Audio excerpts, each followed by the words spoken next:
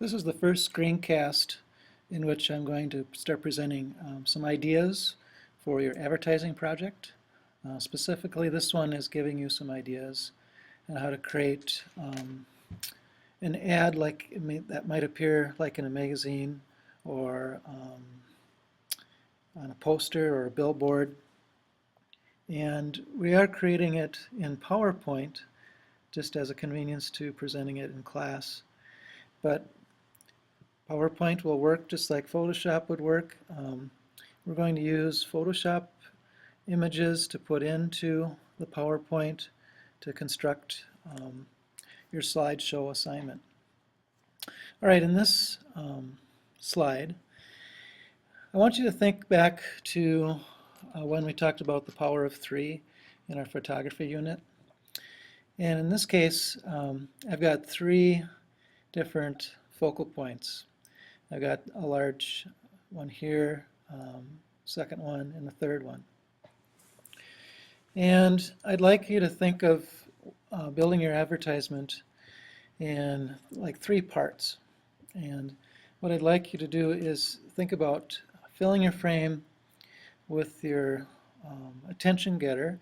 A lot of times what will work is putting a person in, and when you do, fill the frame. Make sure they take up a lot of the space. And then in the negative space around them, then you can put some other elements. So I sometimes might call this a hierarchy or an order of what will get the most attention, second most attention, and third most attention. And so it's your first item, your first focal point that gets the viewer to look at your screen or your advertisement. And so I placed a large photo of James here, so you take up most of the frame. Notice that there's no background included. I took out the background in Photoshop. It is possible to take out the background in PowerPoint as well. In the Insert tab, when you add a picture and you click on the picture, and you'll get a format option right here. One of the format options is to remove background. But you can get some nice cutouts in Photoshop, and sometimes Photoshop is better to use than PowerPoint to get your cutouts. And then I grab some clip art off of Google, and make sure that you tell me where you get your clip art or your other images from that aren't created by you. You have to give attribution.